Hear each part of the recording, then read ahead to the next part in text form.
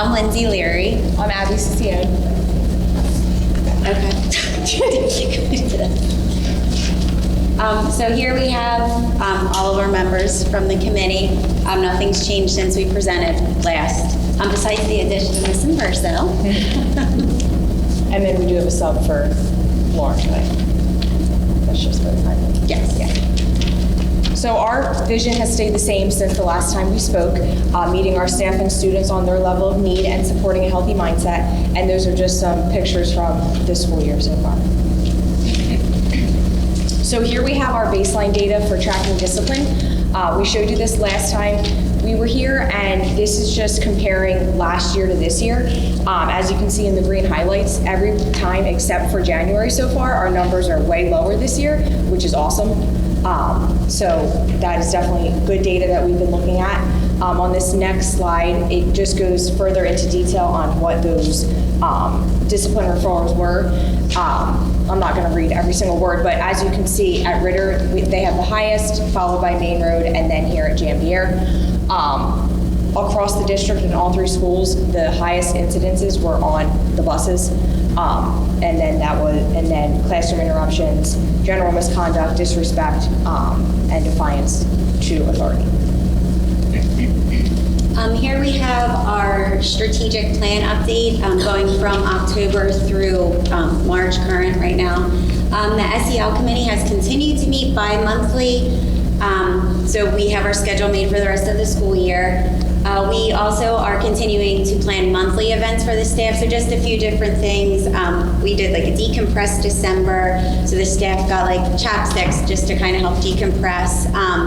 We do different hunts for them, so pretty much just focusing on staff self-care. Just reminding staff to take care of themselves, not just everybody else around them. And we seem to get good feedback from it. The SEL committee has also planned professional development for staff. At January PD, we had behaviors with Denovi, which was presented to Ritter and Jambier. And then at Main Road, we had the CCC, which did trauma-informed classroom presentation. We also have a subcommittee that chose the curriculum Character Strong, and that's going to be implemented for the 2024-25 school year. And then the link is on the presentation. I can't think of the word. This is detail. So unifying our school districts, we have worked hard to align the school spirit weeks between all three schools. That was I don't want to say a complaint, but I guess a concern of parents that had students in all of the schools, which schools were doing what. So we've tried to kind of combine all of them. So our counselors in each of the schools do a great job of speaking and kind of getting all of us on the same page just to help the parents out.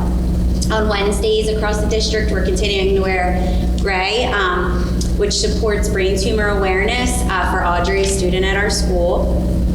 Each of the school's climate team has been meeting throughout the school year to create a positive culture for students and staff. We create monthly calendars and we review the discipline data just to try to come up with different ideas of how to kind of cut back on that. And then we take those reports and bi-monthly we report it to the SEL committee. So one of our big supports at Jambier and Ritter is First Children's Services. So this goes into great detail on what they do. But we have different therapists that come into both of our schools. It's split 10 hours a week between the two schools, and they work with students one-on-one. They pull them out of the classroom in their sessions and really just target what it is that those kids need, whether it's emotional literacy, cognitive behavioral therapy, conflict resolution skills, whatever it is that they need work on, and they work with them one-on-one to provide that therapy. At Main Road, we have the CCC. Currently, they have gone in and done over 60 classroom lessons, topics like respect, coping skills, friendship, and brain connection with emotions. This month they're going in and it is geared toward conflict resolution. Besides that, they have currently 37 students with 8 small groups, and then they also are seeing students individually as needed. The topics within these groups are self-esteem, forgiveness, kindness to others, worry and anxiety, and just kind of trying to use their thoughts and turn them into helpful thoughts or actions. And they are involved with the teachers and parents, just trying to collaborate daily. And then another support that we have across the district is Brett Denovi and Associates. The BCBA from there comes in multiple days a week and works with teachers and students directly to target behaviors and come up with behavior plans, and really just help students act more positively, and they've really helped us, especially here at Janvier. Just some highlights at Janvier from the last time we met till now. We have our own school character ed safety climate committee that meets every couple months. And then there's lots of student recognition programs that we have weekly and monthly, just some of the ones that are highlighted here: Student of the Month, bus certificates, Lunchroom Champions, and then the Spirit Weeks that Lindsay was talking about that correlate with the schools. One of ours was our Holiday Spirit Week back in December. And then just our daily morning meeting and afternoon meeting conversations that are had in all homerooms, where kids just have a chance to be in a welcoming, safe environment where they can talk with their classmates and their teachers. At Main Road, we have our monthly school climate meeting, as I mentioned. We come up with different activities for students and staff. We started in November Happy Mail, which is where staff can send home. We have pre-made postcards that get sent home to students. So for the parents, just like a little such and such is doing a great job, we're so proud of them. So we started sending them home in November. We started attendance meetings in January, which are helping support the emotional well-being of our students, just kind of making the parents aware that your students have missed such and such amount of time, and what can we do to make that stop happening? How do we get them into the classroom? Monthly meetings for staff, meetups for staff began in February, so just trying to boost staff morale. And then just different things throughout the school that are happening. We're doing like Fur Baby Friday, where we have pictures of all of our different animals, what the kids love to see. We did Shadow Hunt for Groundhog's Day, and we're currently doing a March Madness Minute to Win It with staff. And then the CCC is doing one with all different types of coping strategies, also in the school. Something else that has been implemented, which I think we started in February, right? And Verso Emporium, which is like a huge takeoff. The kids can, if you go to the next slide. So Miss Inverso made a little store, and the kids can earn different Inverso bucks or dollars in non-instructional time. So they get them on the bus, they get them recess, lunchtime, different things like that, based on whatever our monthly, I can't think of the word.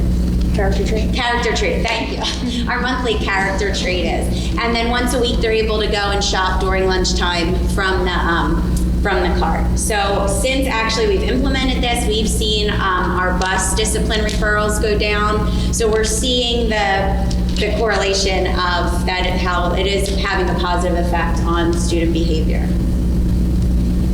So similar to Janvier and Main Road, these are just some updates on what's been going on at Ritter as far as SEL. They have had different Spirit Weeks, like they've had their first Friday, they had Turkey Trot, No Name Calling Week. They have some monthly staff and student morale boosting activities like bingo, candygrams, and they've also been doing monthly staff get-togethers, like us, Student of the Month, and just different activities to just promote positive behavior. They're making the most of weather with outside lunches. So just bringing the kids together and making ways to make learning fun. So the next steps for our SEL committee, we will continue to plan district-wide events to support both staff and students. As I stated before, we have purchased the Character Strong resource. And in July 2024, we will get a video just getting started resources that will be used in September for our opening PD days. Just continuing to keep communication open between our district level SEL committee and the school level climate teams. Continue to provide professional development to staff. Just updating the webpage. We are applying for the CCC supports next year for Janvier. So we do have them at Main Road next year, but we are hoping we can get them in Janvier also. Also applying for different grants to incorporate further positive behavior supports. And we are beginning to investigate the feasibility of having mentoring programs in place across all 3 buildings. And that's it. That's all for our update. Do you have any questions? Great, thank you. Any more members? I have a comment. Clearly, what you guys are doing is doing great things. The discipline numbers are significantly down. And I think this is a great committee, and I look forward to seeing what other improvements you guys have. Thank you. Thank you. Proud of yourself. I think it's great. Thank you. Kind of piggybacking off that, the way that things are going, everything that's going on, I'm curious as to why the district is purchasing a program or did purchase a program then, if what we're doing now is working. And that's probably not a question. We didn't purchase it. Okay. It's in the plan Okay. to be purchased. Because we haven't seen a link or anything to it yet, so we'll get to see that prior to approval. Purchase, yeah, Okay. that decision has been made. Okay. Is Yeah. that you call all 3 schools back to home? Yeah, so it looks like the data showed some really good results. Thank you for all the hard work of the team. Thank you. What we did for programs, and you noticed that one of them, or anchor for them, received more benefit than others. You attribute that to that disciplinary reduction in the education program, or is it? Well, I mean, like I mentioned when I said the Inverso Emporium has made a big difference. I mean, the students really are working, they're thinking, they want to get the money, they love, like just, my classroom's right by the lunchroom. So every time I walk by and that cart's out, those kids are so excited and they're like shopping. And I mean, there's other benefits too. You know, they're earning it. There's the math. There's, if I save, I could do X, Y, you know, so it's, that I think has had a big effect on their behavior. And we've seen the numbers with bus disciplines, which is where our biggest problems were. I'm not sure with Jambier, but I can only speak for Main Road. But we're I think as a whole, a committee, we've really talked about and we're trying to focus on not just the students that like how do we make them make better choices, but what about the students that are always making the good choices? And how do we really like let them know that they're not being looked over?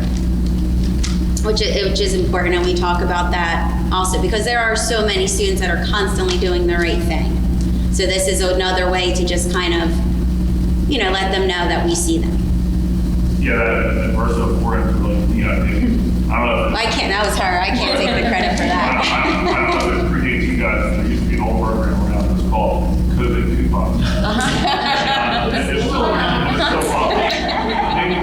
Now that COVID coupons has some competition, so they step up their game. You saw the cart, Mr. Kovic, I don't know. Competition's always good in that respect. Thank you very much for that. Thank you. Thank you. Thank you.